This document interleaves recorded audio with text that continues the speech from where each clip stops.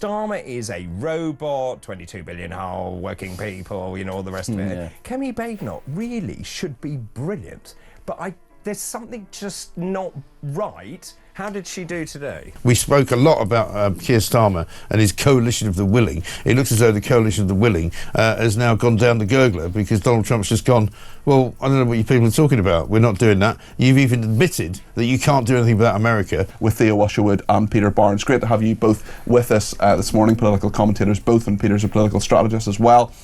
Tell us, Theo, how important Keir Starmer is at the moment in all these discussions in regard to Ukraine, do you think? She was okay. I mean, I tend to say this most weeks with Ian. It's, you know, the bar is set quite low. You're right. She's not brilliant. She's not had a great start as Tory leader. She didn't make a great start as a PMQ's performer. I mean, it is difficult. Let's not. Of course. Did you know Britain has a two-tier justice system where your skin colour and gender determine your punishment? It sounds outrageous, but the evidence is mounting that white British men consistently receive harsher sentences, and the highest court in the land has just confirmed it. This bombshell ruling explains why critics call him two-tier Keir, and it's not just opposition rhetoric anymore. While £22 billion in taxpayer money has mysteriously vanished, Starmer's government has focused on maintaining a justice system that treats citizens differently based on immutable characteristics. Is this what modern Britain stands for? Before we move on, I'd like to ask you a small favour. If you appreciate this content, please take a second to like this video and subscribe to the channel. Over 98% of you watch the videos without subscribing. It costs you nothing, but it makes a huge difference to us. So, did you click the subscribe button? Great, thank you so much. Now back to the video. Westminster has been rocked by the Chief Justice's decision, which has cast a cloud over Starmer's premiership that is getting deeper by the moment. What we're seeing isn't just a judicial decision, it's the disintegration of a system of justice. Hundreds of MPs around about, and most of them are roaring abuse at her, so it's not easy. No. But she does come across a little bit like a sort of rabbit in headlights sometimes. It's a little bit stilted. It's not very natural. Like the best parliamentary performers you think of. Politicians from Europe thought they would achieve by getting together on Sunday is beyond me. They all fancied a trip to London, I suspect. Yeah, quite possibly. Yeah.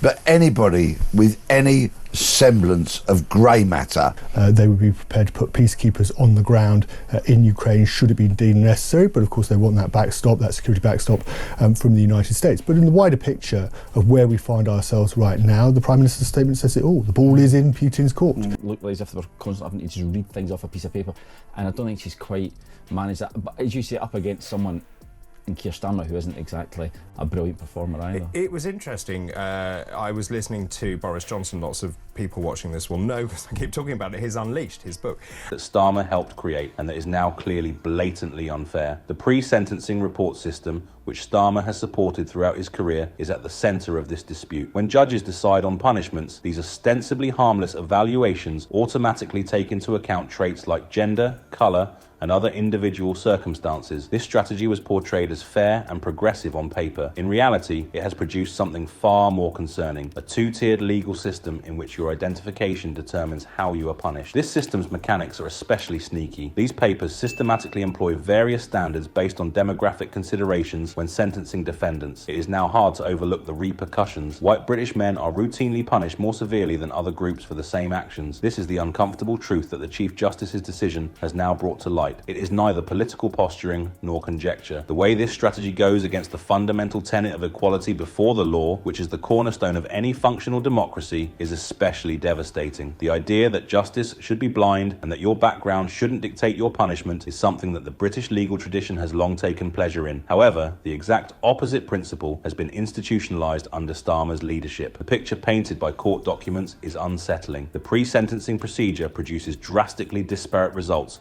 for similar crimes, as demonstrated by example after case. There is no denying the pattern. White British residents are disproportionately subjected to harsher punishments, while other races are frequently given lesser terms. The fact that immigrants are sometimes treated more leniently than British natives for the same crimes is even more concerning. In recent years, there has been a steady increase in public knowledge of these inequities. He used to prep for PMQs, and it starts really early in the morning, and of course you role play all of this.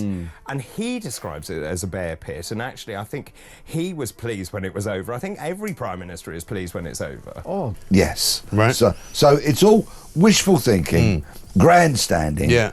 And virtue signalling. of course, Yeah. of which so many of those European politicians got PhDs in virtue signalling. Well, I said yesterday, Yes, Keir Starmer is trying to cement his position amongst European leaders, but the real negotiations, the ones that really matter, are between Donald Trump, his team. Absolutely, it must be a terrible experience. I mean, I think it takes years, I think, to get used to it. You know, I mean, like as I say, Tony Blair, Cameron, they were at the dispatch box for a long, long time, and it became like second nature to them. Prompting both legal specialists and regular citizens to question the fairness of a system that appears to be biased. Testimonies from families impacted by these sentencing inequalities have become more prevalent in public conversations and community forums, generating a wave of dissatisfaction that policymakers risked ignoring. The Chief Justice's decision strikes at the core of this problem. In a well-crafted but damning argument, the decision calls into question the legitimacy of this justice system itself. The ruling emphasises how the current system infringes against every British citizen's fundamental right to equal treatment under the law, drawing on constitutional principles of equality. The fact that this decision so obviously violates Starmer's public image may be the most detrimental to him. This is a man who has consistently advocated for equal justice for all and has built his name on honesty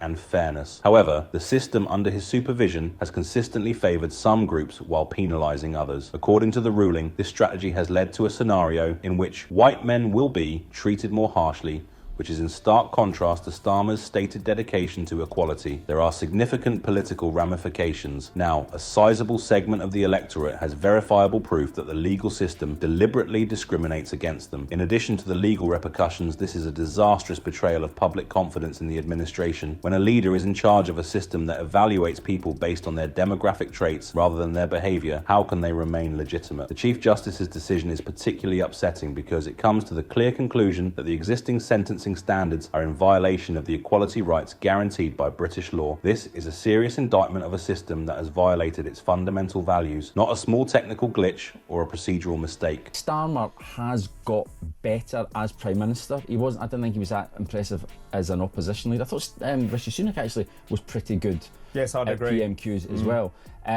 But I think maybe just being Prime Minister just gives you that air of authority. Has led, then so many people have got their knickers in a twist over three geezers having a fallout in a room. Oh, yeah, because he's a bit rude. Yeah. I mean, come on.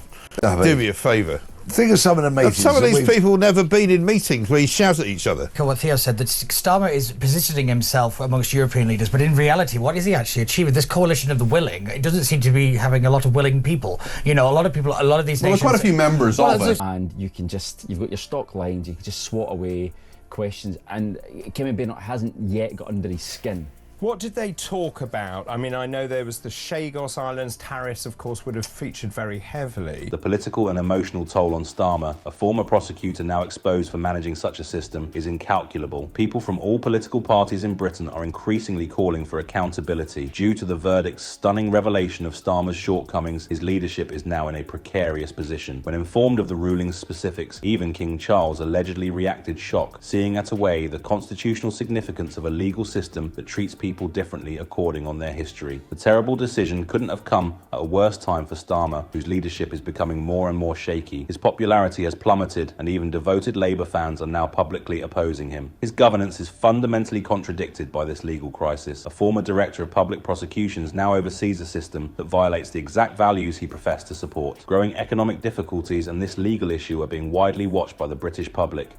It's unclear if Starmer will be able to weather this storm. It could be impossible for a man whose political identity was based on justice and fairness to survive if that basis is completely destroyed.